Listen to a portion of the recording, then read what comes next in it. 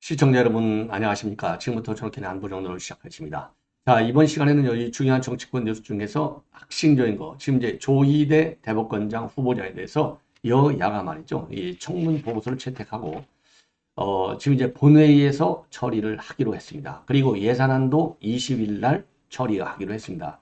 요게 이제 굉장히 중요한 현안인데요. 일단 다 타결이 돼서 윤석열 정부의 발목을 잡는다고 하는 이 한간의 비판, 이것이 역시 민주당에게 상당한 압박 요인이 되지 않았나 이런 생각이 돼요. 예, 그래서 예산안 풀어주고 그다음에 대법원장도 좀 더 풀어줬습니다. 요 내용을 전해드리도록 하겠고, 그리고 갤럽이 이제 매주 금요일날 여론조사 결과를 내놓는데요. 여론조사 아주 다양한 이슈인데 이 중에서 이제 가장 큰 의미는요. 이재명이가 결국은 이제 생명력이 끝나는 것이 아니냐. 그래서 이재명이가 자기 지도자 이 지지율이 계속 빠지고 이제는 이 한동훈 장관의 지지율이 아주 급격히 상승 추세로 돌입했다. 이게 굉장히 큰 의미가 아닌가 하는 생각이 듭니다. 자, 그리고요, 우리 국민의힘에서 이철규 인재영입위원장이 결국 오늘 1차 영입 인재 5명을 발표했습니다. 자, 그리고요, 지금 민주당에서 조홍천 의원이 한 가지 폭로를 했어요. 매우 의미 있는 폭로인데 이재명이하고 조홍천 의원이 정면으로 붙었습니다. 한마디로 얘기해서 이재명이가요, 야, 너가 그렇게 잘못했어 얘기해봐 이렇게 되니까, 야, 어디서부터 얘기를 했나 이게 말이야, 딱 맞받아쳤습니다. 요 내용을 이 조홍천 의원이 폭로하고 났어요. 그러니까 이 얘기는요, 지금 조홍천 의원 하면 원칙과 상식에서 반명 노선을 분명히 걷고 있는 건데 이재명이의 이 존립 기반을 말하자면 하나씩 무너뜨리기로 이제 죄송합니다. 작심한 것이 아닌가. 그만큼 이제 민주당 내 이재명의 새 위축을 노린 발언이다. 이런 생각이 들고요. 그 다음에 이제 금태섭하고 류호정 이 두 사람이 결국은 새로운 공동으로 말이죠. 신당 장당에 합의를 했습니다. 자, 그래서 이러한 내용을 가지고 여러분께 이제 하나씩 정리해 드리도록 하겠습니다. 자, 우선 말이죠. 우선 여러분께 말씀을 드리고 싶은 것은 예산안 처리와 관련해서 20일 본회의까지 처리한다. 이렇게 이제 공식 합의를 받습니다. 정말 다행인 것 같아요. 자, 이게 이제 민주당이 왜 이렇게 갑자기 예산을 합의해 줬겠습니까? 자, 다수당의 우위력으로 자기네가 내년 총선과 관련해서 넣고 싶은 예산은 전부 다 집어넣었어요. 그러니까 이제는 더 이상 예산안을 발목 잡을 수 없게 된 겁니다. 예산에 발목 잡으면 자기 예산도 손해하니까. 그 다음에 더 중요한 것 중에 하나 뭡니까? 윤석열 정부의 국정 과제에 방해되는 예산을 대거 투입했습니다. 자, 방해되는 예산 제일 큰 게 뭡니까? 윤석열 정부의 발목을 잡을 수 있는 예산, 그 탈원전 예산, 이거 전부 다 집어넣으셨지 않습니까? 자, 그래서 사실상 윤석열 정부 예산인데 이거를 싹 다 흐트러가지고 준 문재인 예산, 준 이재명 예산으로 만들어놨어요. 자, 이재명 계양을 지역구 예산 얼마나 대대적으로 많이 늘렸습니까?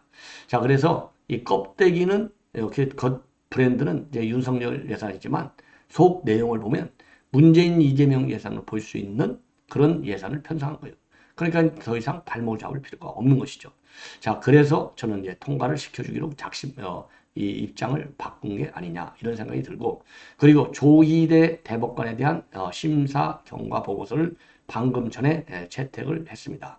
자, 그래서 요거를 이제 전부 채택이기 때문에 이제 본회의로 넘어가면 당연히 채택이 되는 것이죠. 자, 이거 채택은요, 우선 1차적으로 이균용 후보자를 떨어뜨렸잖아요. 떨어뜨렸어요. 그리고 나서 두 번째 또 떨어뜨려? 그러면 결국 내년 총선에 이게 전부 총선 전략하고 연결되는 겁니다. 예산도 마찬가지고. 그러니까 이제는 이 조희대 대법원장 후보자들은 이 통과를 시켜주는 그런 꼼수를 부리고 있는 것이 아니냐 이런 생각이 들고요. 자, 조희대 후보자가 임명이 되면은 이 정년이 되는 2027년도 6월 이전에 임기 6년을 채우지 못하고 3년 반 만에 퇴임하게 되는 이런 상황을 맞이하게 될 것 같습니다. 자, 그래서 이 조희대 대법원장 이제 후보자, 그동안에 이제 김명수 대법원장이 실패해서 반면교사를 삼겠다라는 얘기도 했고요. 그리고 재판 지연이 가장 큰 문제다 이런 얘기도 했고, 그리고 이제 법원장 추천제는 다시 한번 검토를 하겠다 이런 입장을 내놨습니다. 자, 그래서 이 조희대 이제 대법원장 후보자가 인사청문을 통과하면 그야말로 이 김명수 잔재를 털어내는데 모든 역량을 우선적으로 집중해야 될 것이 아닌가 이렇게 생각이 듭니다. 자, 이번에는요, 이 정도로 요거는 이제 간략하게 말씀을 드렸고, 갤럽의 여론조사 이 흐름을 여러분께 말씀을 드리겠는데요. 자, 우선요, 윤 대통령의 지지율을 보시면, 윤 대통령의 지지율은요, 지금 이제 긍정평가가 32로 똑같아요. 근데 부정평가는 60에서 59로 1%가 내려왔습니다. 자, 그래서 살짝 뭐 별 변동이 이제 없는 것으로 보이고, 그 다음에 정당 지지를 보면은요, 자, 국민의힘은 35. 그래서 지난주에 이 33에서 35로 2%가 올라갔고, 그리고 민주당은 34에서 33으로 떨어졌습니다. 예, 떨어졌어요. 자, 그래서 이제 정당 지지도의 역전 현상이 벌어졌는데요. 갤럽에서 정당 지지도의 역전 현상은 수시로 일어나는 거기 때문에 별로 거기에 의미 부여를 할 필요가 없지 않나 이런 생각이 듭니다. 자, 그러고요. 그러면 이제 자기 지도자와 관련해서는 이제 의미가 좀 있다. 그래서 지도자 선호도를 보면요. 이재명이가 지금 19%, 그리고 한동훈 장관이 16%로 나와 있고, 그 다음에 홍준표가 4%, 이낙연 3%, 김동연 2%, 오세훈 2%, 이준석 2%, 원희룡 2%, 유승민 1%로 되어 있는데, 이게 아직 이제 선거가 많이 남아 있다 보니까 문제는 뭐냐? 의견을 유보하고 있는 층이 44%입니다. 그래서 이 의견을 유보하고 있는 층의 이 43%, 거의 절반이잖아요. 그러니까 뭐 단순하게 보면 이거 뭐 별 의미가 없어 이렇게 보일 수 있겠죠. 그렇다고 본다면 저 의견 유보한 것은 이번에만 43%가 아니에요. 그동안에도 의견 유보율이 비슷했습니다. 자, 그러면 이제 뭘 봐야 되느냐? 제가 보기에는 이제 여론의 추세를 보는 게 가장 중요한데, 이재명의 경우에는요, 이 여론의 추이를 보면은 그동안에 그 여론이 20%대를 넘어섰었어요. 이것이 이제 계속 빠지고 있는 상황. 이게 굉장히 의미 있는 변화가 아니냐. 자, 그래서 지금 이제 이재명의 경우에는 계속 빠지는 추세를 보이고 있고, 오차범위 밖에서까지 이준석을 따돌린 바 있어요. 그런데 이제 한동훈 장관의 경우에는 지금 어떤 상황이냐? 작년 6월에 처음 시작할 때 4%에서 시작했는데 계속해서 올라서 이번에는 16%까지 지금 이제 올라가고 있다는 겁니다. 자, 이걸 보면 지금 이제 떨어지는 이 추세, 그리고 한동훈 장관의 올라가는 상승세, 요것이 앞으로 더 벌어지지 않겠나 이런 생각이 듭니다. 자, 그래서 상당히 좀 고무적인 이 선호 추이가 나오는 것 아닌가 이렇게 생각이 들어요. 자, 그래서 구체적으로 이 선호 추이를 보면은요, 이 한동훈 장관의 경우를 보면 작년 6월에 4%, 4, 9, 10, 11, 12, 14, 14, 14, 그러다가 16. 그러니까 떨어진 적이 없어요. 예, 한 번도. 그런데 이재명의 경우에는 작년 6월에 15%에서 시작해서 무려 27%까지 치고 올라갔다가 계속 떨어지고 있다가 떨어지면서 19%로 떨어졌다. 그래서 19%는요, 지난 9월 1주차에서 19%한 적이 있고, 이번에 두 번째다.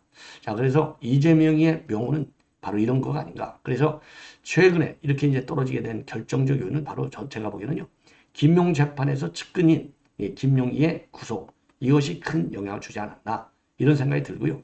그리고 한동훈 장관의 상승 요인은 한동훈 장관의 총선 출마가 이제 가시권으로 진입했지 않습니까? 거의 기정사실이 됐잖아요. 자, 그러니까 이제 한동훈 장관을 정치적인 그 정치인으로 이렇게 판단하는 의원대에서 온 영향이 아니냐 이렇게 생각이 들어요. 그리고 내년 총선과 관련해서는요, 여당이 다수당이 돼야 된다. 이렇게 이거는 35%. 그래서 지난 11월 9일 대비 한 달 전 대비 무려 5%나 떨어졌어요. 근데 야당이 돼야 돼. 이거는요, 지금 갑자기 46에서 51로 무려 5%가 올라왔어요. 야, 이게 뭘 의미할까? 그래서 이거를 추이를 보니까요. 지난 3월 2일 날 보면은요. 자, 44가 견제, 그리고 지원이 42. 그랬는데 지원은 35로 7이 빠졌고, 견제는 그러니까 이제 야당이 되어야 된다는 의견은 44에서 51로 7%나 올라갔어요. 자, 그래서 이게 선거가 가까이 갈수록 이 민주당 지지율은 빠지는 데 비해서 그 야당 당선된다고 하는 흐름은 더 커지고 있는 이상한 현상이 지금 나타나고 있다. 예. 자, 그리고요. 그러면 내년에 비례대표가 정당에 나왔을 경우에는 과연 어느 정당에 투표할 것이냐? 비례정당. 국민의힘하고 민주당에 투표하겠다는 거 37%로 똑같습니다. 그리고 정의당은 7%, 그리고 기타가 3%가 되겠습니다. 그리고 정치 성향과 관련해서요. 평소에 정치 성향을 밝힌다는 33, 안 밝힌다가 66. 그러니까 밝히지 않는 2층이 앞으로 또 변수가 될 가능성이 크고요. 잘 표명하지 않는 이 정치적 견해를 표명하는데 소극적인 연령층은 20대, 30대하고 무당층, 이런 데가 이제 소극적인 그러한 상황이 되겠습니다. 자, 이렇게 해서 말이죠. 이렇게 해서 말씀을 드렸고, 자, 그 다음에는요. 이제 국민의힘 인재 영입과 관련해서 말씀을 드리겠는데, 하정훈, 박충건, 이수정, 구자룡, 윤도현 이 5명이 1차 영입 대상이 됐습니다. 자, 그래서 어떤 분인지 여러분들께서 잘 모르실 건데요. 자, 우선요, 이 하정훈, 이번 하정훈 씨는요, 하정훈 소아청소년과 이 병원을 하고 있는 의사예요. 그리고 박충건은 현대제철의 연구개발본부의 책임 연구원입니다. 그리고 윤도현은 SOL 자립준비청년지원 대표입니다. 그리고 구자룡은 변호사, 이수정은 경기대 범죄심리학과 교수. 그래서 구자룡 변호사는 이제 종편 같은 데 많이 활동을 하고 있죠. 그리고 구자룡 변호사는 대장동 개발, 이거를 분석해서 방송에 이 방송 출연을 많이 하고 있는 이재명 저격수로 불리는 분이고요. 그리고 범죄심리학자 이수정 교수는 뭐 워낙 유명하신 분이고, 그래서 수원 출마하겠다라는 입장을 밝혔어요. 그리고 하정훈 원장은요, 베스트셀러인 삐뽀 119 소아과 저자로 유명합니다. 그래서 저출산 문제를 많이 연구한 예전 사람이고, 박충원 씨는요, 연구원은 평양국립종합대학을 나왔고 2009년도에 탈북한 뒤에 서울대 재료공학 박사를 나온 탈북자 출신 공학도가 되겠습니다. 자, 그래서 오늘 이철규 위원장이 발표한 내용을 보면은요, 청년 여성, 아동, 탈북민과 같이 사회적 약자를 대변하고, 그 다음에 국민안전과 보육 등 각종 분야에서 전문가로 활발히 활동하고 사회에 크게 기여한 분들이다. 그래서 이번에 영입된 분들, 앞으로 영입되실 분들, 보다 나은 대한민국 미래를 위해서 함께 일하실 부분들이 곧 국회의원 선거에 나가서 국회의원이 되는 것만이 아니다. 정당이란 플랫폼에서 정책을 개발하고 다른 분야에서 참여하실 분들도 계시다. 이렇게 밝혔습니다. 자, 그러니까 이분들이 이제 국회 출마하지만 국회 출마하지 않고 다른 형태로 국가 발전 그리고 정부 여당의 힘을 보탤 수 있는 분들이 많이 있다. 이러한 입장을 발표를 했습니다. 예. 자, 이번에는요, 이재명한테 전화가 왔다라는 사실을 조홍천 의원이 폭로하고 있어요.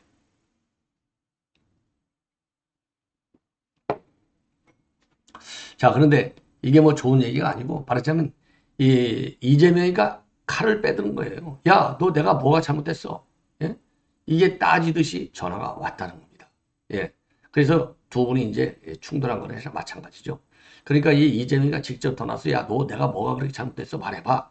이 정도가 나온다고 하는 것은 지금 민주당 내부에서 싹트고 있는 신당 창당 세력들, 탈당하려고 하는 세력들, 즉 반명 비명 세력들의 움직임이 심상치 않다. 이렇게 판단한 거예요. 그래서 우리가 조금만 제대로 밀어붙이면 이재명이의 이 민주당은 이제는 분명하게 민주라는 말 빼고 이재명 당 이렇게 이름 붙여질 날도 멀지 않은 게 아닌가 이런 생각이 들어요. 자, 그래서 우리가 압도적으로 이재명에 대한 비판의 여론의 수위를 끌어올려야 될 게 아니냐. 이제 시간이 없습니다. 이제 시간이 없어요. 예. 그래서요, 조홍천 의원이 지금 언론에서 밝히고 있는 이 내용, 이거 굉장히 중요한 것 같아요. 자, 그래서 오늘 MBC에서 밝힌 내용입니다. 한 일주일 정도 됐대요. 전화가 와가지고, 야, 뭐가 문제냐? 당내 문제 중에, 이렇게 얘기를 했다는 거예요. 자, 그래서 요거를 조홍천 의원이 폭로하면서, 뉘앙스가 뭔지는 모르겠는데, 내가 듣기로는 뭐가 문제라서 그렇게 시끄럽게 구냐? 이렇게 해석이 된다는 거예요. 그래서 뭐라고 대답했느냐? 그럼 어디서부터 얘기를 해야 되냐? 막막하다. 사람들한테 얘기 들어보고 다시 얘기하자. 그러고서 통화 끝냈다는 거예요. 그러니까 면박을 당한 것이죠. 예. 자, 그래서 지금 이제 이재명이는요, 우선 최근에 보면 뭔가 불길하다. 이런 생각을 한 것 같아요. 그러니까 이낙연 출당 요구, 이 청원이 올라오니까 그거 삭제하도록 지시를 했고, 그리고 지난 5일날 페북에다가는 배제 정치가 아니고 통합과 단결의 정치가 필요하다. 이런 또 글도 올렸어요. 이 연장선상에서 이제 반발의 불이 될 수 있는, 이거는 끄고 다니는 이게 소방수 역할을 하려고 지금 달려드는 것 같은데, 제가 보기에 이미 이재명의 운명을 이제 재촉하는 불은 번질 대로 번지고 있다. 이런 지금 내 판단이 들고요. 이 불이 꺼질 수가 없는 게 바로 어제 중앙위에서 이제 이 내년 출마와 관련해서요. 현역 의원 10%, 하위 10%에 대한 경선 득표 감산 비율을 20%에서 30% 끌어올렸고, 그리고 권리당원의 투표 반영 비중을 갖다가 한 3배 정도, 1대 60에서 1대 20 정도로 지금 권리당원 비율을 높이고 있어요. 요것이 비명계들의 반발을 상당히 크게 자극할 것이다. 왜? 권리당원 비율을 3배씩이나 높였다? 이 얘기는요, 결국은 내년 총선에서 입김을 높이는 것이고, 그리고 하위 10% 감점 비율을 높였다. 이거는 결국 비명계 공천 학살의 도구로 이용될 것이 아니냐. 그렇기 때문에 이 불길은 더 커질 수밖에 없는 것이다. 이렇게 판단이 됩니다. 그리고요, 조홍천 의원은요, 권리당원 투표 비중을 높이는 것과 관련해서 친명 강성 의원들이 계속해서 주장을 한 거 아니냐. 그 배경에는 역시 강성 당원들이 있다. 뭐 옳은 얘기죠. 그리고 이제 영남권 원외위원장들이 찬성을 많이 했는데 이와 관련해서는요, 영남권에는 당원이 얼마 없고 그러다 보니까 공천이라든가 또는 비례대표라든가 그런 걸 염두에 두고 계시는 것 아닌가 하는 생각이 들었다는 겁니다. 그리고 현역 페널티 강화 관련해서는 미운 털 박히면 확실하게 손을 볼 수 있겠다라는 그런 계산이 아니겠나 이렇게 비판하고 있습니다. 자, 이번에는요, 마지막으로 이제 금태섭과 유호정의가 결국은 공동으로 신당을 창당하는데 이 합의를 봤습니다. 자, 이제 이준석이가 남았는데요. 자, 그래서 이준석이도 뭐 여기에 이미 뭐 이준석은 뭐 이게 말하자면 이제 이준석은 지가 이제 주인이 되려고 하는 거겠죠. 신당 창당과 관련해서. 근데 이준석이는요, 바로 이제 어제 그 제주도당 간담회도 가졌고요. 그리고 세계일보 인터뷰도 했고, 그리고 또 본인의 유튜브 방송에서도 여러 가지 얘기들을 하고 다니는데, 얘기인 것을 보면 이 신당 창당과 관련해서 이낙연, 이상민, 그 다음에 금태섭과 연대도 가능하다. 그리고 창당 때는 지역구행을 하겠다. 예, 이러한 입장을 내놨습니다. 자, 이러한 가운데 이제 금태섭이가 이제 먼저 치고 들어온 것이죠. 자, 그래서 이 사람들의 입장문을 한번 간략하게라도 말씀을 드려야 되겠습니다. 자, 우선요, 이 금태섭은 그동안에 새로운 선택, 그 다음에 이제 이 정의당의 류호정, 그 류호정 의원은 세 번째 권력, 이런 그 이름 하에 신당 창당 작업을 쭉 해왔어요. 그래서 오늘 합의문 금태섭 의원하고 조성주 세 번째 권력의 공동위원장이 이 합의문을 발표했습니다. 그래서 정의당 세력이 뛰어나오는 것은 정의당이 결국은 이 통진당으로 회귀하는 거 아니냐? 예, 왜냐? 지금 이제 이 진보당하고 같이 연합하려서 진보당하고 선거연합 정당을 만들고 있잖아요. 그러니까 이게 통진당 회귀하는 것이죠. 이런 통진당 후진 세력들하고는 이 후신 세력들하고는 더 이상 한솥밥을 먹기가 어렵다. 그래서 세 번째 권력이라는 이름 하에 신당 추진을 해 왔어요. 예. 자, 그래서 이러한 당하고, 그리고 이제 뭐 여러분들 잘 아시다시피 이제 금태섭의 경우에는 민주당 징계로 인해서 이제 뭐 사실상 존립 기반이 없어졌지 않습니까? 자, 그래서 이게 만들어진 것이고, 자, 그러면 이 사람들 뒤에는 누가 있느냐? 결국 김종인이가 있다. 이렇게 생각이 들어요. 그래서 김종인 전 비대위원장도 이준석과 금태섭은 같이 합칠 수밖에 없다. 이렇게 얘기를 했는데, 이준석과 금태섭 간에 이제 이 합치는 문제, 공동신당 창당 문제는 조금 뒤로 밀리고, 조금 세가 약한 이 정의당, 이 일부 세력, 그러니까 세 번째 권력, 여기하고 작은 이제 연합, 공동 창당을 하는 것이고, 그리고 이제 시간 문제지 이준석도 결국은 연대할 가능성이 매우 크지 않을까, 이런 생각이 들고요.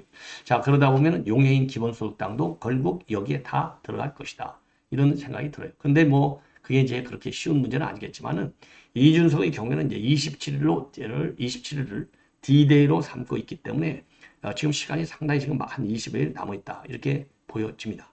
자, 그래서 이게 내년 총선과 관련해서 말이죠. 연동형 비례대표제를 채택하지 않고 과거 병립형으로 돌아갈 경우에는 이 떴다방이 쉽게 나오지 않겠지만은 준연동형 비례대표제를 그대로 가져갈 경우에는 결국은 떴다방이 쏟아질 수밖에 없는 상황이 아닐까, 이러한 생각이 듭니다. 자, 그래서요, 이제 지금부터는 말이죠. 이제는 이제 신당 창당과 관련된 뉴스들이 이제 본문을 이룰 것 같습니다. 그래서 신당 창당 관련 뉴스도 앞으로 좀 여러분께 많이 소개해 드릴까 생각 중에 있습니다. 시청자 여러분, 이것으로 본 방송을 마치겠습니다. 즐거운 오찬 시간 되시기 바랍니다. 감사합니다.